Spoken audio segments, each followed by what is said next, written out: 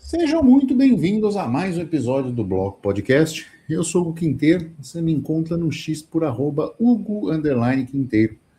No episódio de hoje vamos falar sobre Elon Musk, o homem de 1 trilhão. Comigo tem o Felipe, o investidor descentralizado. Tudo bem, Felipe? Tudo tranquilo. Mais uma vez você vai me encontrar no Twitter, no @investidordesk, DSC, porque não coube descentralizado. E hoje a gente vai falar do nosso querido Elon Musk, né? A gente não idealiza muito ele não, mas é muito importante a gente falar da questão de ele já ser considerado, né, trilionário. É a primeira pessoa que é trilionária no mundo. E a gente também vai falar de alguns aspectos relacionados ao mundo fiduciário, né, que só é trilionário porque ele pode ser trilionário, o que há 100 anos atrás não poderia, porque não tem tanta impressão de dinheiro ainda, né? Mas enfim, vamos lá, né? Muito bem colocado. Deixa eu só fazer um pequeno disclaimer, que as pessoas podem estar ouvindo esse episódio e falando, nossa, mas depois de tanto tempo aqui, eu e Felipe estamos produzindo uma quantidade de episódios, assim, vocês não vão perceber, né? Vocês vão continuar tendo episódio toda terça e toda sexta-feira, mas nós estamos gravando uns episódios na frente, porque nós vamos sair umas férias um pouco mais longas, né? Descansar um pouco, né, dessa produção de conteúdo, então a gente vai ficar pelo menos 30 dias sem gravar, vocês não vão perceber nada, mas é por isso que às vezes vocês estão ouvindo temas que aconteceram há algumas semanas e a gente comentando só depois, né? E às vezes fala, não, nós estamos gravando isso, é novidade para nós, então é só para vocês se orientarem assim um pouquinho no tempo e não nos perdoarem por isso, mas é que realmente essa questão de ficar buscando conteúdo e fazendo episódios, é lógico que é algo que a gente gosta de fazer, mas dá um certo trabalho. Então, de vez em quando é legal a gente sair, desligar as coisas, né? Viver um pouco o mundo real, poder desligar. Então, vai ser um período interessante para isso, né? É a primeira vez que a gente vai fazer, né, Felipe? Inclusive. Sim, sim, faz parte, mas é bom, a gente vai voltar depois com outras coisas mais estruturadas até, e assim, para você ouvir aí direto. Mas enfim, vamos lá. Vamos falar um pouco, né, do Elon Musk, a questão do trilionário, de onde que ele veio, um basicão, de onde que ele veio e alguns critérios que a gente tem a falar, né, nessa questão. Não é nem um tanto dele, né, mas no fato de que a SpaceX agora ela tem um caixa, né, em Bitcoin, que é uma coisa interessante de ser falado também, né, vamos falar. E o fato de o trilhão só ser trilhão hoje porque a impressão monetária permite isso, e também a diferença, né, que o pessoal fica falando aí do milionário, né, eu sou milionário, tá, mas você é milionário em quem? Em real? Então você não é milionário, não. Você tem que ser milionário em dólar, pelo menos, né, mas enfim. A gente vai falar de tudo isso, mas a grande questão é o seguinte, só para falar um pouco da questão do Elon, o Elon Musk, ele, além de ser o primeiro trilionário do mundo, ele é o primeiro trilionário africano, né, ou seja, muito legal, né, acho que ele Cara, passa na cota, ele né. agrada, ele tem um hat-trick aquele faz 3 gols, pede a música, ele tem 3, cara. 3 minorias. Ó, ele é o primeiro africano trilionário, ele é o primeiro autista trilionário, e ele é o primeiro africano autista pai de trans trilionário. Que isso, cara, que loucura. Tá vendo? 3. Enfim. As minorias estão todas representadas. Não, Só ótimo, que, mas... só que ele não... é verdade. Pô, aí, Felipe. Ele não lê a cartilha do discurso, então ele é só um branco Ele não opressor. usa cartinha, da Então, assim, minoria para ganhar as coisas, então ele é só um entendeu? branco opressor, é verdade. Isso, exatamente, entendeu? Então, enfim, né? Mas tudo bem, né? É só um detalhe, né? Depois ele foi para os Estados Unidos para estudar, né? Por isso que ele tá lá até hoje. E a vida dele começou, tipo assim, né? Tá, de onde que veio tanto dinheiro, né? Ele começou na época fundando empresas, né? Mais antigas. A primeira dele, acho, foi a Zip2, eu tô lendo aqui. Ela foi vendida em 99. E depois o que foi a PayPal, também, que foi vendido em 2002. E esses dinheiros foram financiando outros projetos e outras compras e por aí vai, sabe? Com o dinheiro que ele vendeu a PayPal em 2002, ele fundou a SpaceX também em 2002. Você vê que loucura, né? A SpaceX é de 2002, eu só fui ouvir dela em 2025. Entendeu? Tipo, Pois é. às vezes tem umas empresas que tem mais chão do que a gente imagina, né? E quando a gente descobre, fala assim, não, como é que esse trem deu certo, né? Só que ele tá ali há 15 anos dando errado, né? Então, Tá consumindo investimento, né? Dinheiro há 15 anos. exatamente. Então, assim, tem muita coisa. A SpaceX é de 2002, a Tesla, ele entrou nela comprando shares, né? Comprando participação em 2004 e virou CEO da Tesla em 2008. Olha só, cara. 2008, porra, eu tava jogando bolinha de gude, entendeu? Então, tipo assim, você tá fazendo a conta, Né? né? Eu tinha 15 anos. Eu vi que você ficou quieto. Bolinha de gude, pô. Mas enfim, aí, tipo assim, beleza, né? Aí, além disso, ele também tem algumas outras coisas, tipo assim, Neuralink, Solar City, ó, que eu nunca ouvi falar, e uma tal de The Boring Company. Enfim, essa é mais ou menos as coisas que ele tem aí no cinto. Mas o que importa, né, que é a questão agora, né, que trouxe o Elon a ser trilionário, é que em junho, agora de 2026, ele se tornou no papel, isso é importantíssimo, no papel, o primeiro trilionário da história. Trilionário, entendam, é trilionário em dólares, tá? Porque lá no Zimbábue tem um monte de trilionário, só que é Exato. trilionário na moeda deles, entendeu? Assim como o milionário no Brasil em real não é milionário, você tem que ser milionário em dólar para você ser milionário de fato. Então, tipo assim, é uma nuance boba, mas que faz diferença, né? É, ele já era bilionário desde 2012, tá? Só para constar. E aí, esse pulo, né, que ele chegou agora no trilhão, foi quando ele pegou a SpaceX, nessa empresa que a gente falou, né, e abriu o capital dela. Ou seja, ele fez um IPO, né, lançou ela Uhum. na Bolsa dos Estados Unidos, no mercado privado agora, e o tanto de ação que ele vendeu, com mais o tanto de ação que ele já tem em participação na Tesla, que são empresas que também estão dando certo, etc, etc, dá um patrimônio para ele, no papel, de 1,1 trilhão de dólares, tá? É, alguns detalhes interessantes para a gente falar nisso, né? A gente está falando de mundo fiduciário, né? A gente está falando de dólar e etc. E entra aquela primeira coisa que eu falei, né? A gente só pode ter um trilionário hoje e não poderia ter ele 100 anos atrás porque você não tinha tanto dinheiro assim disponível no mundo para conseguir se alocar em um só lugar, né?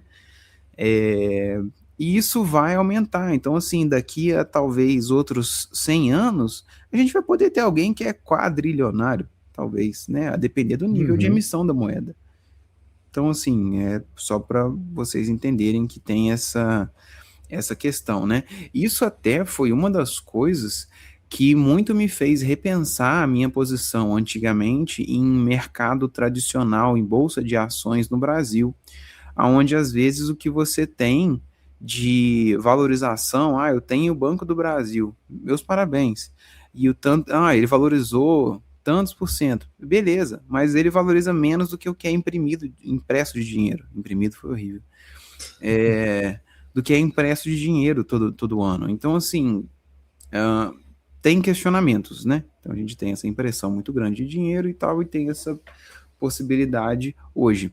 E o dinheiro dele, ele está em participação. Isso é muito importante a gente falar. Não é um dinheiro líquido. Líquido no sentido de liquidez assim tão fácil. É mais líquido do que um imóvel, por exemplo. Só que como que alguém consegue vender 1 trilhão de dólares hoje para botar em outra coisa? Tipo, ele compra o Brasil inteiro. sabe? Uhum. Ou você não consegue alocar isso tudo, por exemplo, ele queria comprar tudo de Bitcoin, pô, não dá, quem que vai vender para ele? Vai acabar a liquidez, vai... Só um detalhe curioso, né? A fortuna dele hoje é maior do que o market cap do Bitcoin. Ah, é verdade, legal também. Tá 1,29 no Bitcoin, ele tem 1,3. Então, interessante. Mas assim, então assim, é legal e não é. Chega um ponto do patrimônio, né? Que você já não consegue ter tanta liquidez com ele. Você nem precisa, eu diria, né? Você vai querer de fato botar ele em um local mais sedimentado, não está errado isso, mas você ter, por exemplo, patrimônio em ações, você até consegue movimentar, né? Mas é igual você fazer, às vezes, uma compra muito grande. Tipo assim, o pessoal quer comprar o SDT. Beleza, eu quero comprar, porra, 30 milhões de reais em um SDT. Cara, você vai dar um baque no mercado, você vai abrir um gap no book de oferta de algum lugar, entendeu? Então, assim, esses dinheiros maiores não é tão simples de você movimentar sem dar uma volatilizada nas coisas que você Uhum. está comprando. E a gente vê isso, por exemplo, com Bitcoin. Tipo assim, você tem uma galera vendendo, você vê o preço despencando, porque de fato isso está acontecendo. E acaba que com um patrimônio muito grande desse, né, você também tem em tese essa limitação, entre aspas. Não que seja ruim para ele, não é isso, só estou falando que é um detalhe a ser avaliado também, tá?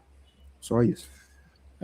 Cara, tem algumas coisas assim que a gente poderia falar do atual momento, né? Porque assim, se você vê o lucro da SpaceX versus o preço da ação, não faz o menor sentido, né? Assim, tipo, 200 bilhões de lucro, enquanto a Amazon lucra 750.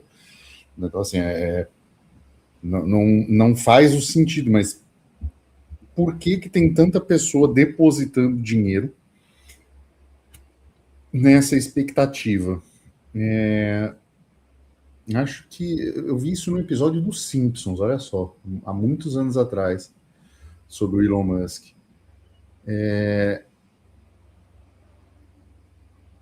Ele vendeu a ideia do futuro ser do jeito que ele quer. Então, assim, Legal. hoje, ele. O futuro está acontecendo da maneira dele. E faz sentido pensar, por exemplo, a Starlink é algo disruptivo, e a ideia dele. Uhum. Ué.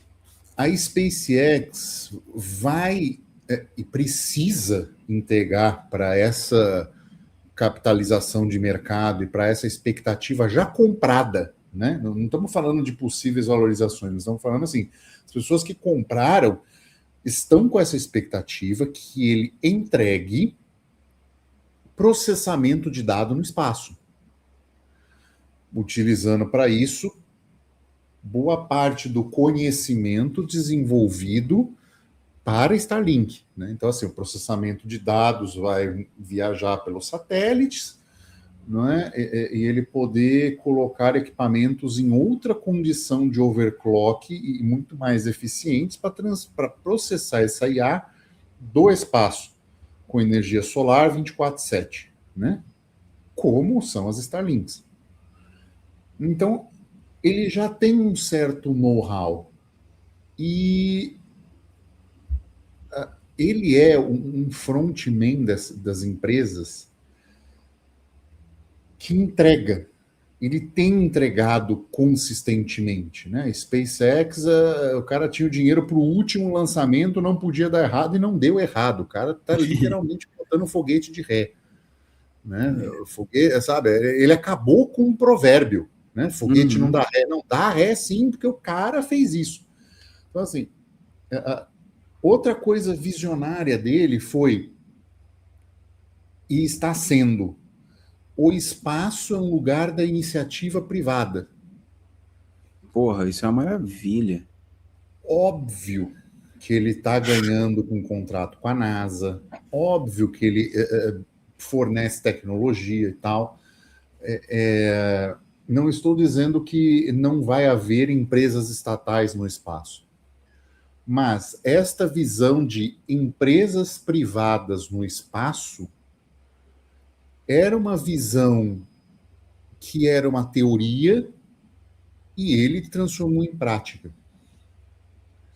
Eu acho que a maior vulnerabilidade do grupo hoje, né, Tesla, SpaceX, Neuralink, tudo, é a existência do Elon Musk. Faz todo sentido, bem Como colocado. ser humano. Né? Essa é a maior fragilidade nesse momento da empresa. Porque se algo trágico, ou se uma doença o acomete, ou se um acidente, né? se ele vai fazer esqui como o Schumacher fez e sofre um acidente de 1 em 1 milhão, o cérebro dele e a maneira com que ele realiza as coisas é o mais importante nesse grupo de empresa. Não que, por exemplo, eu não gosto da Tesla por não gostar de carro elétrico, por uma série de convicções, né? E que eu ainda vejo limitações, principalmente em termos de bateria e cargas e afins. Todo ano, e agora esse ano de novo, né, vai ter gente mostrando as filas enormes de carro, de pessoas que resolvem cruzar Portugal de carro elétrico para fazer viagem e ficam 4, 5 horas para poder carregar um carro numa estação de carregamento. Então, ainda falta infraestrutura, mesmo em lugares onde, teoricamente, as pessoas falam que tem infraestrutura melhor. Então, eu acho ainda o elétrico um problema em vários sentidos. Pode ser que ele não dê certo ainda, né? Não é uma coisa consolidada, mas não há de se dizer que a visão do Elon Musk para isso mudou esse tabuleiro, né? Ele colocou o elétrico junto com uma empresa 100% elétrica, colocou os elétricos de uma forma mais sólida e robusta no mundo. Depois as questões do espaço, mas é ele, né? É a ideia dele, é o cérebro dele. Eu já vi ele. Tem certos momentos que você vê nele uma certa frustração, sabe? Ele falando, tipo, mas essa ideia aqui que eu tive é só daqui 20 anos, né? Porque ainda precisa desenvolver a tecnologia. E o cara tá com 56, né? Assim, ele vai ver que certas coisas ele não. Talvez não consiga realizar, né? E eu acho que essa é a maior fragilidade desse grupo de empresas nesse momento. É a existência do Elon Musk. Né? As pesquisas de pessoas de como prolongar a vida humana deveria levar em consideração como o cérebro do Musk precisa estar funcionando para que esses projetos de trilhão continuem a acontecer, né? Porque são dependentes do cérebro dele. Tem esse porém, né? Tem esse pequeno detalhezinho, mas assim, fazer o quê, né, cara? Não tem muito o que fugir disso, não, né? Sim, assim, não por exemplo, não é uma Apple, né? Steve Jobs era importante para a Apple? Era. Mas deu certo sem, né? Olha a quantidade de coisa que foi realizada depois, os chips M, né, a série M, maneira com que a Intel hoje está perdendo suporte, né? Não sei se você já viu isso, mas a Intel está perdendo suporte dentro das atualizações de iOS porque não cabe mais, os caras são chips proprietários, vulnerabilidades corrigidas, performance otimizada, então assim, impressionante o que a Apple tem conseguido sozinha, né? E ganhando um território que está explorando um território que está meio à margem hoje, né? Uhum. Os portáteis pessoais, enfim, né? Subiu tanto o preço que eu tô puto precisando de memória RAM aqui para o meu notebook e tá 200 euros a porra de memória RAM, bicho. Aí Entendeu? Então, mas assim, a Apple é uma coisa que já mostrou uma solidez capaz de continuar. O Google, apesar dos donos, né, os projetos também são sozinhos, mas SpaceX, Tesla e tal, é o Elon Musk ainda.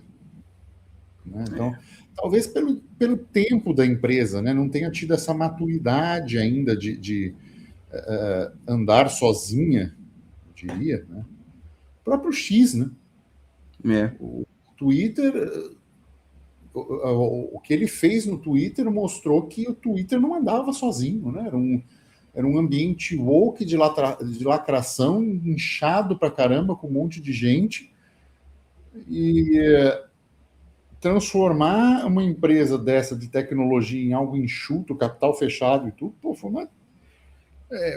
uma decisão exclusivamente do cérebro dele, entendeu? Não é... A maioria dos outros não faria dessa forma. Então, é difícil você ter, como ele mesmo disse em entrevista, uma pessoa que o dinheiro não seduz. Isso é até engraçado você pensar, né? Então, como foi aquela coisa do Twitter, quando logo ele comprou, as empresas vão deixar de patrocinar, aí o cara, peraí, vocês estão me chantageando com dinheiro? Vai se fuder, literalmente, porque vai se fuder, né? Assim, você não vai me chantagear com dinheiro. Né? Então, é curioso, cara, é uma figura única, acho que na história do empreendedorismo humano, e que talvez esse trilhão demonstre isso, sabe? Porque, assim, ele está 1 trilhão acima do segundo lugar, que é o Larry Page, do Google. Essa é a divergência, né? Então, assim, nós estamos todos mais perto do Larry Page do que o Larry Page está do Elon Musk. Carai, que loucura, né? Bizarro, né? Enfim, um outro detalhe, né? Que eu achava interessante a gente falar disso. Tudo bem que ele tá com 1 trilhão, né, de patrimônio, mas assim, só agregando o que eu havia falado antes, né? Isso é o preço de papel, né? Então tem a marcação a mercado, e isso é tudo sustentado pelaquela máquina de crédito, impressão monetária, que vai inflar o dinheiro em todo mundo, né? Então isso pode variar daqui para frente. Um outro ponto que é interessante a gente falar nessa questão do Elon Musk, que tava junto, né, com toda essa história, é o fato que eu vi também isso acontecer, porque o povo é burro, né? O Bitcoiner médio é burro. O pessoal começando a comprar o IPO da SpaceX porque eles revelou que ela tinha 18 mil Bitcoins em tesouraria. Aí o pessoal, o quê? Nossa! É igual o Michael Saylor, é igual Strategy. Vou me. Como é que fala? Eu vou me colocar aí vou botar um pouco mais de Bitcoin no meu portfólio. Aí o cara vai lá e compra o SpaceX, sabe? Aí, tipo assim, esse povo retardado, né? É a locação para comprar sardinha doutrinada, né? Tem aqui, Lua, né? Enfim. A questão foi o seguinte, né? Existia uma estimativa, né, de que a SpaceX tinha um pouco menos de 10 mil Bitcoins. E aí descobriu, né, quando foi feito o IPO, né, que as contas foram tornadas públicas para fins de você fazer essa oferta pública, que eles anunciaram ter 18.712 Bitcoins. E o ganho não realizado no Bitcoin dele é hoje 95%. Então, tipo assim, é um baita lucro que ele vai ter. E assim, é outra coisa, né? Se o Bitcoin comprou melhor voltar, que muita tesouraria, é isso que você quer dizer? Exatamente, melhor do que muita tesouraria de Bitcoin, né? Que em tese é só tesouraria de Bitcoin. E assim, enfim, né? E sabe qual que é o mais detalhe? Tipo assim, off-topic, tá? Você não vê aquela mutueira de anúncio de tesouraria de Bitcoin comprando Bitcoin agora na baixa. Legal isso, né? Só o Sailor. Não, sim, só o Sailor, mas e as brasileiras? Muito pouco. Entendeu? É Muito um, é pouco. um, é um pequeno detalhe, off-topic. Enfim, Os caras é, os cara literalmente compraram o topo com todo o dinheiro que tinha, então aí, ó. exatamente. E os trouxas comprando aí a ação desse pessoal, achando que vai fazer alguma coisa. Enfim. A questão é o seguinte: o Elon Musk tem Bitcoin, a SpaceX tem Bitcoin, beleza, tá? Legal. Tá no lucro. Eu não acho que é uma justificativa para comprar a SpaceX. Você pode comprar a SpaceX pela SpaceX, não pelo Bitcoin, né? É, só que ele tem na SpaceX esse valor, é muito Bitcoin, mas percentualmente falando, faz sentido. É capital de risco para a empresa dele, entende? Ele Entendi. só optou colocar esse capital de risco que ele poderia alocar em qualquer coisa, sabe? Tipo assim, ele poderia alocar em popular Marte. Ele colocou em Bitcoin, entendeu? Tipo, Vamos, válido. vamos fazer uma provocação aqui. Você falou que está em 95%, né? Sim. Positivo. Se ele tivesse alocado em ouro há 2 anos atrás, ele estava acima de 100. Tá Tá. feita a provocação. Né? Então, só para, né? Assim, era um caixa que ele queria diversificar. Não estou falando que ele fez mal, É, como muito bem, né? Como eu bem falei, melhor do que muita tesouraria de Bitcoin. Né? Então, assim, para uma empresa que entrega resultado do mundo real e não só faz tesouraria, eles fizeram uma lição de casa melhor do que muita empresa que só compra Bitcoin. Né? Compraram antes e agora estão nessa. Né? Então, uma posição boa no Bitcoin. E assim, se atraiu, entre aspas, se atraiu a igreja, né? Para comprar, beleza, ainda tem entre aspas, o lucro marginal, né? Porque uma das coisas que a SpaceX efetivamente mais precisa agora é dinheiro. Porque não tem. O que eles vão fazer não é barato. Né? Tecnologia de ponta de IA para jogar estações no espaço, e eu já estava vendo projetos em relação a isso. O satélite da IA ele é maior e mais pesado do que o atual, que roda a Starlink. Então, ele vai precisar de certas adaptações em foguete, tá? Então, não é que a tecnologia inteira, logística para levar o satélite lá já está pronto. Vai ter que ter adaptações, vai ter que ter mais desenvolvimento em engenharia, e isso não são coisas baratas. Né? Então, uma das coisas que se abre capital na empresa para isso é para ter dinheiro para investimento. Então, eu acho que alguém hoje duvidar da capacidade de entrega e realização do Elon Musk é um retardado. Mas que são desafios grandes, são desafios grandes. não, com certeza é. E assim, várias questões, né, nesse meio e tal, Porque, mas imagina, só desculpa te cortar nisso, mas imagina, uma coisa é você estar aqui na Terra e precisar desligar, religar um servidor de IA. Como é que você faz isso do espaço? Como é que você reinicia o sistema?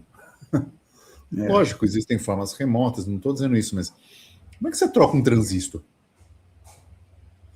Então, você tem que pensar em todo um sistema de redundância, né, para a coisa poder operar numa condição climática extrema, né, não tentada, talvez mimetizada em algumas situações na Terra, mas ainda não tentada em situação real de espaço, né? Como é que se lida com radiação solar?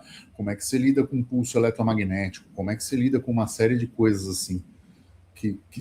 Né, que o espaço é muito mais suscetível a esse tipo de coisa. Então, né, radiação, enfim, são desafios, cara, que eu vejo, e acho que o Musk tem muito trabalho pela frente. E assim, eu gosto do cara, eu acho que assim, foi o que você falou, né? Em termos de resultados, a gente espera que ele vai dar bons resultados e tal, enfim, né? E vamos ver, né? Acho que é isso, né? Então, vamos chegando ao final de mais um episódio. Bem, chegou até aqui.